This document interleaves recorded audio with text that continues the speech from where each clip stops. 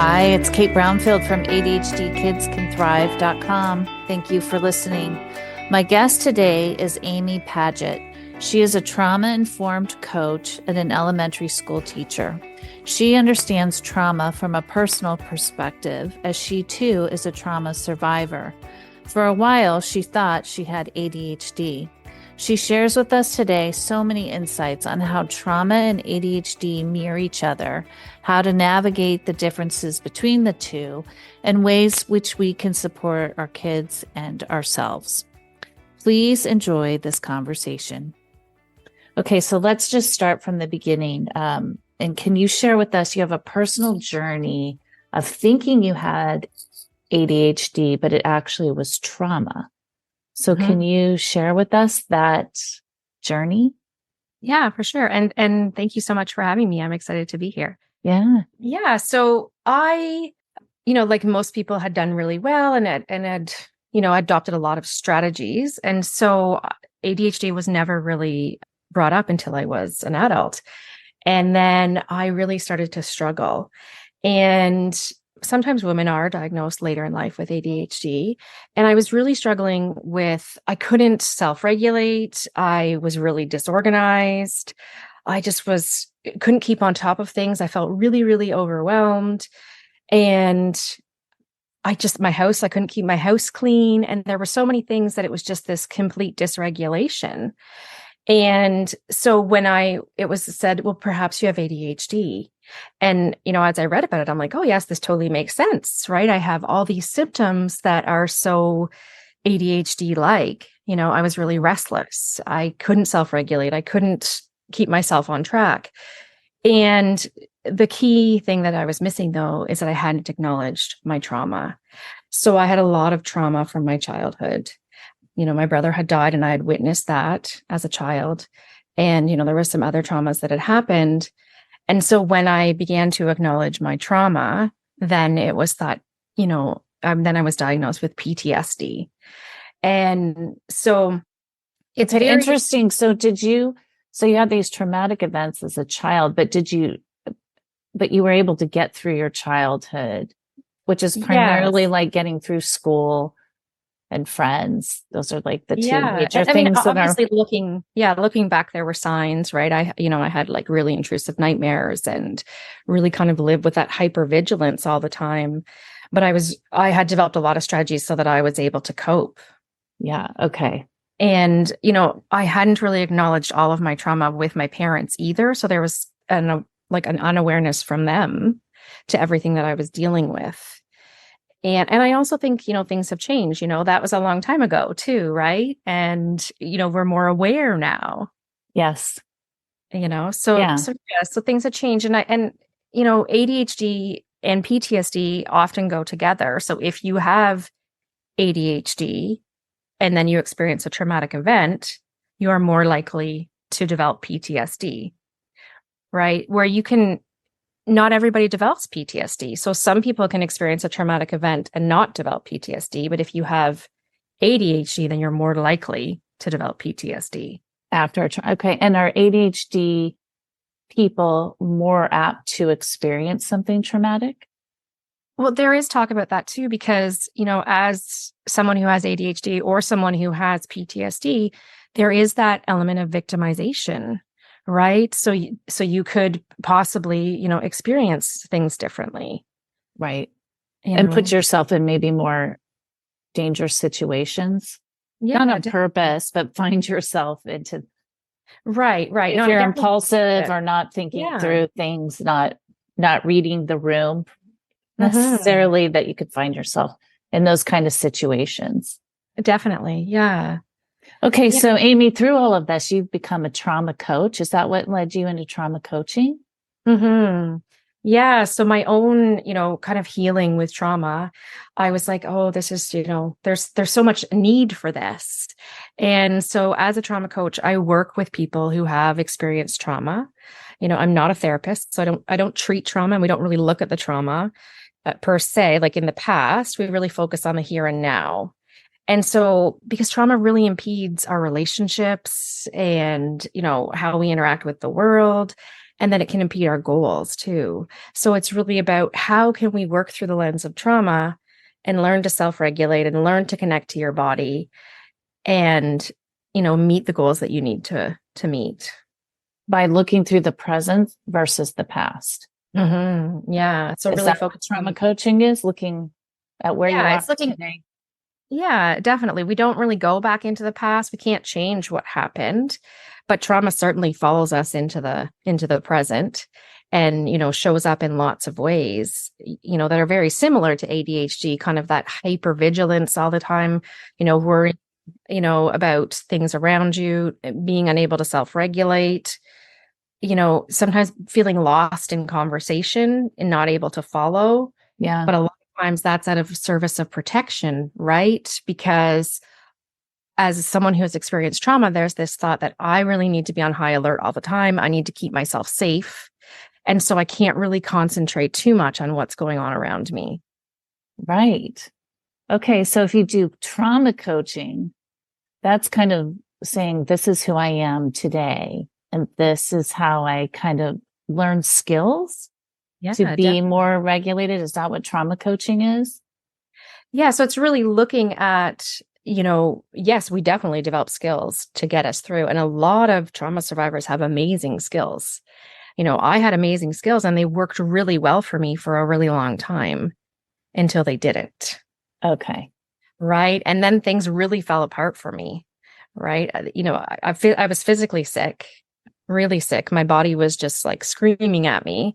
I had these huge blisters on the soles of my feet, the palms of my hands, and my lips. And I couldn't really walk and I couldn't do things physically. But I also mentally was just not engaging with the world, which would, in a typical way. Okay. So how did you get saved and turn your health and your life around? Mhm. Well, I did a lot of things, right? I think, just really understanding what trauma is, right? Because for a long time, I didn't even acknowledge that I had trauma. And so then it was like, okay, acknowledging that I have trauma and really understanding that so many of my responses were a result of trauma. And so Yeah. really just kind of wrapping my brain around that. And then I tried a lot of different things. I worked with a lot of therapists. I did a lot of natural things as well. And I also worked with a trauma coach. And I found that to be really beneficial. Yeah. Okay. So what kind of things will a trauma coach do that like a therapist wouldn't? Yeah. So it's all very client centered.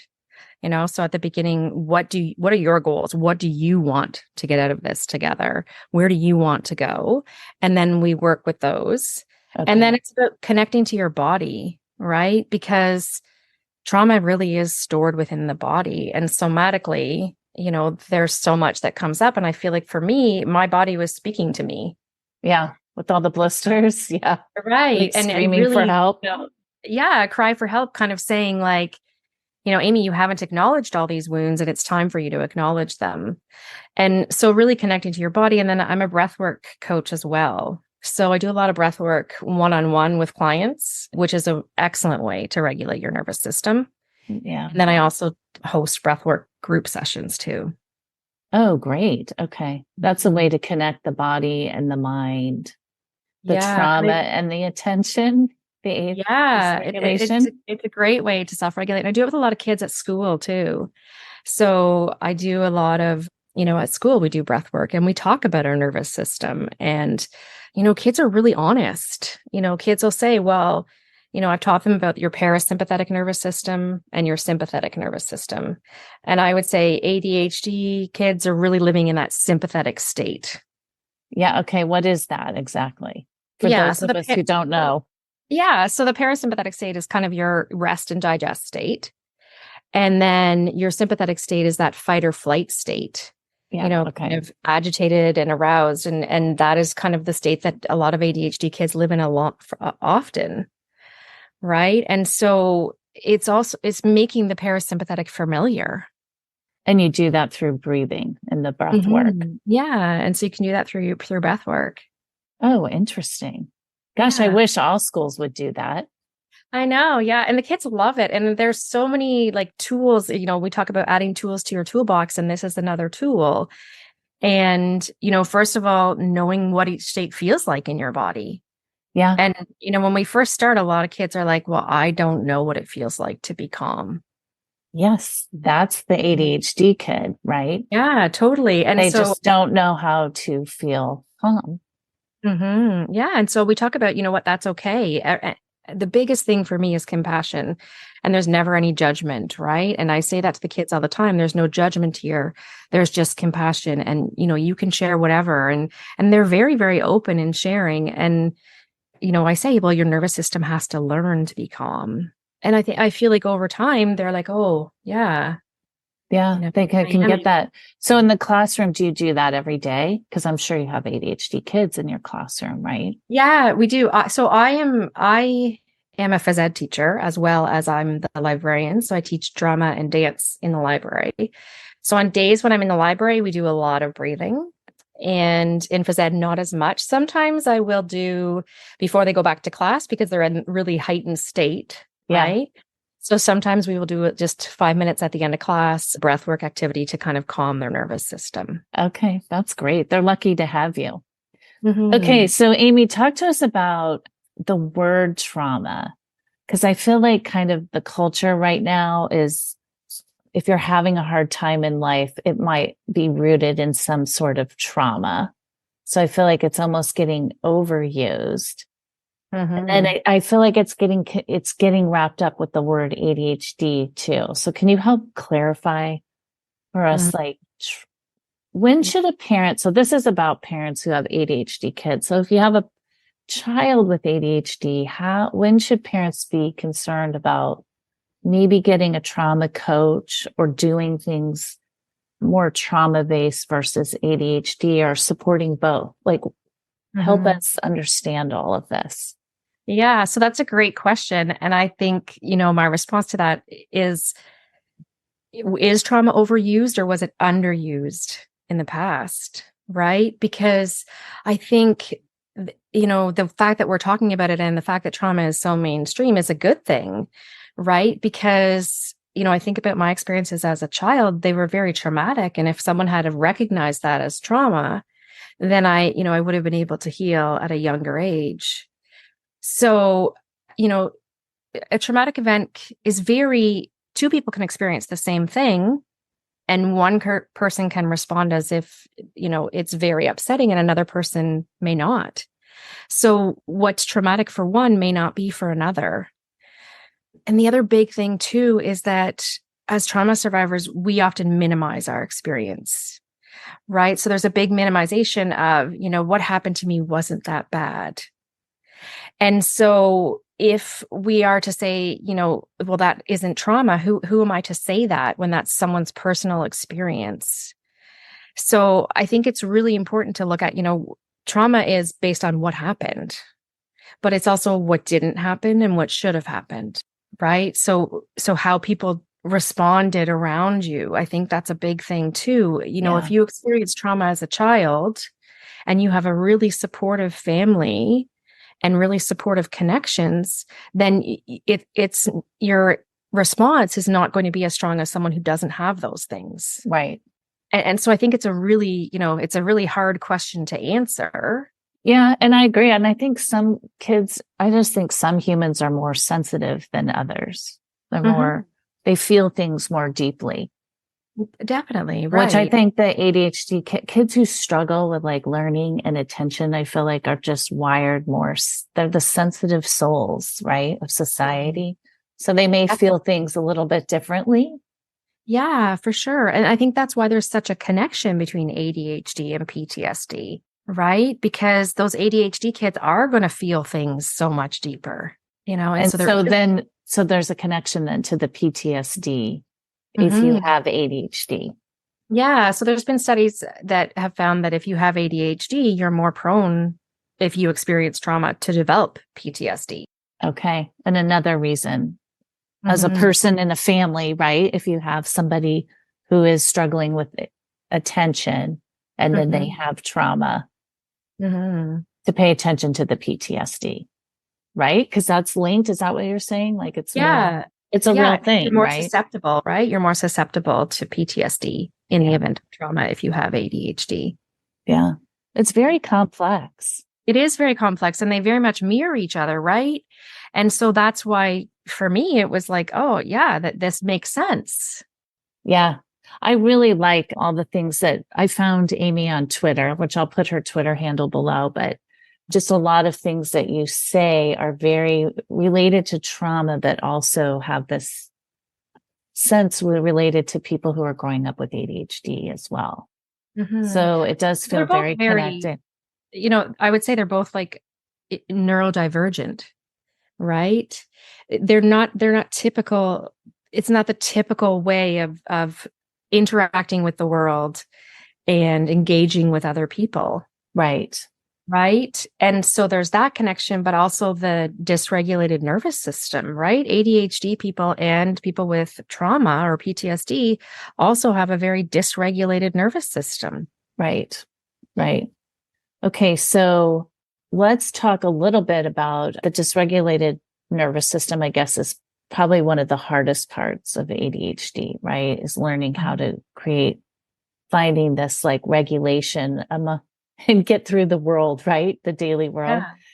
So let's talk about, I think you talked a little bit on this, but how trauma coaching could support a person with ADHD. Mm-hmm. You suggest I guess when you're looking for therapists, should you also be looking for someone if you sense your child has ADHD and maybe processing some trauma as well? Mm-hmm.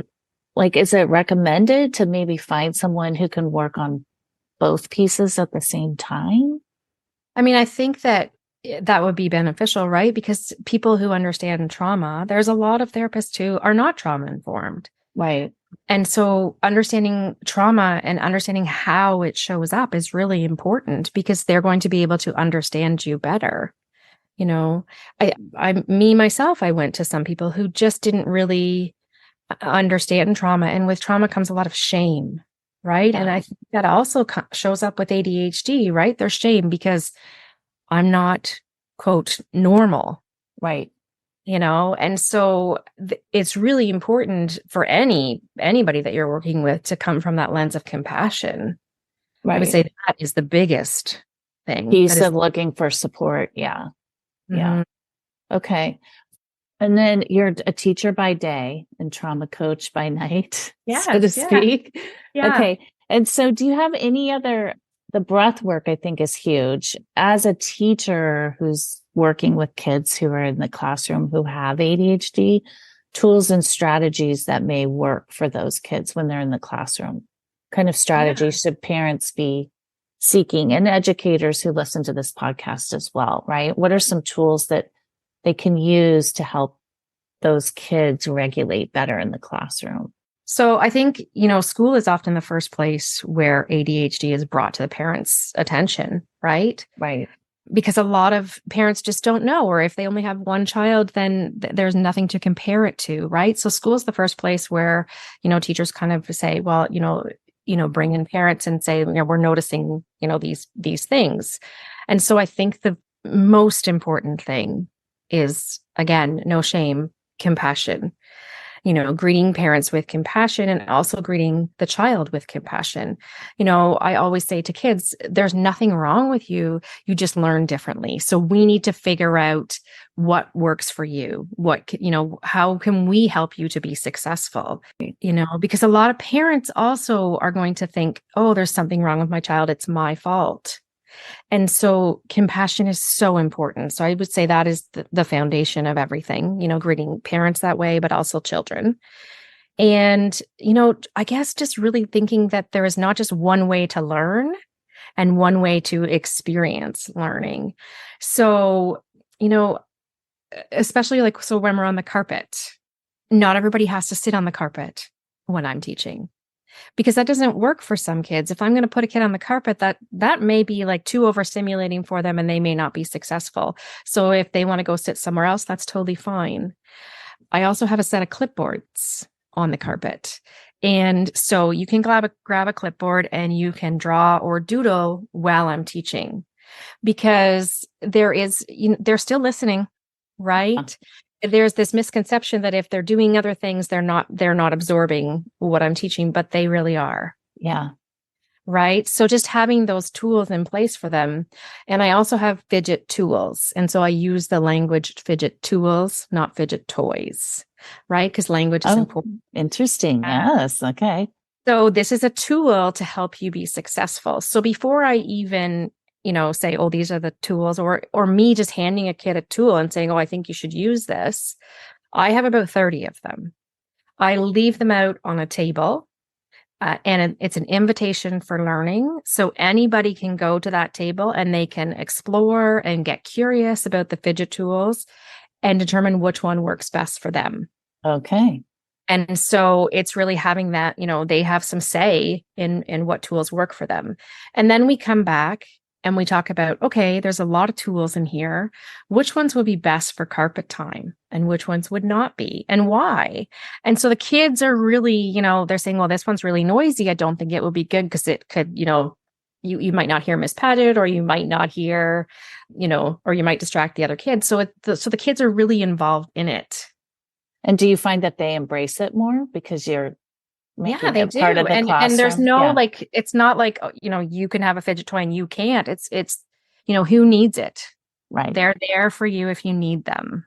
Yeah, that's great. Your classroom is so lucky. Yeah. Right? Because you get it and you're just embracing it for everybody. Right? Because even if you're not even ADHD or whatever, I think most people would benefit from a fidget tool on occasion, right? If you're tired, even if you're just tired or having a bad day or whatever. Yeah, exactly. And I think the other thing too is there's more than one way to learn, right? So in the library, I have a lot of learning invitations. And so kids can go to them at their own pace and go to where they want to learn. And there's a lot of, painting and art and creative expression. And so many kids with ADHD are really, really creative. Yeah. And so they may not be able to show me their learning on pen and paper as just go sit there and show me this, but they can show it to me in a different way. And so if they can show me that they get what I'm talking about, then great. If you can show me learning in a different way, then that's amazing. Yeah. Gosh, Amy, that's so great. Okay. So let's talk about parents and what parenting can do, what parents can do to be supportive. And I'm going to I saw a tweet that you posted that really kind of hit home for why I appreciate everything that you're talking about, is that you talked about in your own personal experience, how you kind of parented from a place of control to make yourself feel safe, maybe your family feel safe. And I think as parents of ADHD kids, we definitely get into this place of feeling like our advocacy is more of trying to control everything. Right. So our kids are more supported. They fit in. They're not failing. Right. So tell us how, as parents who are trying to get our kids through life, which is primarily school, with their self-esteem intact, without feeling like you have to control everything, and to make it more of a safe, connecting life.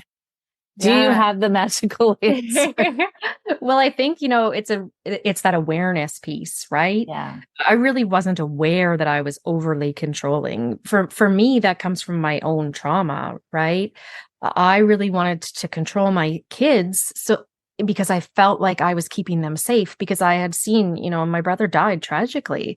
I had seen what happens if you weren't under control, right? Like that's how I had internalized it. Yeah. And so there was this, I'm going to keep them under control all the time. But then I realized that my kids were really pushing back and pushing kind of away from me. And it was like, then it was that awareness piece, like, oh, am I controlling or am I connecting? And so really discerning between the two. And as I kind of released back on the control, I was able to connect with my kids better. And, kids co-regulate with the adults in your life. With the adults in their life, sorry. So my kids were co-regulating with me, and I was really dysregulated for a long time. And so, they were picking up on that, and then in turn, they were dysregulated. So I think, the biggest thing as parents is to learn to self-regulate. Yeah. right? Because when we're regulated and when we're calm, then our kids are going to pick up on that. Yeah. So when there's that, oh my gosh, my kid is really misbehaving. I'm being judged by all these people, then you're in that heightened state and your kids are going to pick up on that and they're going to respond accordingly. And so again, it comes back to that compassion piece and, just giving myself compassion. And, for me, it was, why am I doing this? I'm doing this because I want to keep them safe, but that's not really what's happening. And right? that's the dance, right? That's the greatest lesson, I feel like, of parenting, especially kids who are dysregulated through the ADHD, right? Just learning to stay regulated when they're not. And really, that's what helps them be regulated. Yeah. And the adults in their life too, right? The same thing goes for the teachers, right? It's really important that staff are, I think about that in my own staff. So I offer breathwork classes to the staff after school, just as an opportunity to just kind of calm your nervous system and offer them tools so that they, can understand. Absolutely. Yeah, because I feel like teachers are really having a hard time too right now. Right. And kids pick up on that. So it's really, really important that, if the adults in children's lives are calm and regulated, then it's going to be easier for them. Okay, so here was my question. What strategies can parents use on themselves to create more calm versus stress within themselves? And it's really learning as a parent how to self-regulate. Yeah. And so breath work is huge, right? And learning to identify where my nervous system was sitting, right? For a long time, I lived most of my life in a sympathetic state. And so that felt really, really normal for me. And so when I first started breath work and I was, kind of dipping my toe into that calm state, I was like, whoa, this does not feel safe, right? And so it's like gradually getting yourself there and gradually embracing it. And, knowing where you're sitting. So there's a really easy test you can do. I do it to kids and I see like kids going around the school doing this and I see staff doing it too. So you just hold your hand up and exhale through your nose onto your hand. So exhale 3 times. Okay. So she has her hand right below her lips, like your lower lip, right? Or right in front of your lip? Right below your nose. Yeah. Okay. Yeah. Then just exhale and then see which nostril is more dominant. Is it your left or your right? So exhale through your nose. And then you don't need to tell me. So just, for you, which one? And then if it's your left, then you're in a parasympathetic state. If it's your right, you're in a sympathetic state. And so which state do we want to be in? Well, there is no bad state, right? Okay. We need both states for survival. Okay. But if you're in a sympathetic state all the time, then your body cannot relax. So it's just that awareness piece of where is my nervous system sitting? And so when you're aware of your nervous system, it's easier to adapt and make changes, right? I think awareness is the hugest thing, for anything. If you want to make change, you can't change something unless you are aware of it. Right. So, knowing where your nervous system is sitting and then what works for you, breath work really works for me. That allows me to calm my body. And it's really understanding like 3 breaths can really reset your nervous system. But, inhale, always using your nose. I always say your mouth is for eating, your nose is for breathing. Oh, yeah. So it does it count if you breathe? I feel like people breathe, you take a deep breath in and then you breathe out through your mouth. But do you really want to try to learn to breathe out through your nose as well?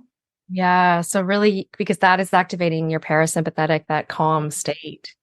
And so even just, as parents, if you see something, we are so in tune with our kids and we respond based on, so if there's some sort of impulsive behavior that your ADHD child is doing, a lot of times that comes out as shame for parents. Right.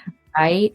And so it's just taking that moment to take 3 breaths in and out through your nose and really, saying, I need to greet myself with compassion. And I need to greet my child with compassion. Okay, so I think you might have summarized this, but do you have any other words of wisdom for parents who are raising ADHD kids? Well, I believe that as parents, we all do the best that we can, with what we know. And, it's just, really that awareness piece is huge. And I think safety is the foundation of everything as well, right? And we find cues of safety on the outside, but safeness is felt on the inside. And so we need to feel safe as parents, but our children need to feel safe as well, right? And not judged and not shamed.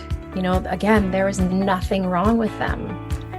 They just learn differently. And so how can we, as parents, help them be successful with those differences? That is the journey.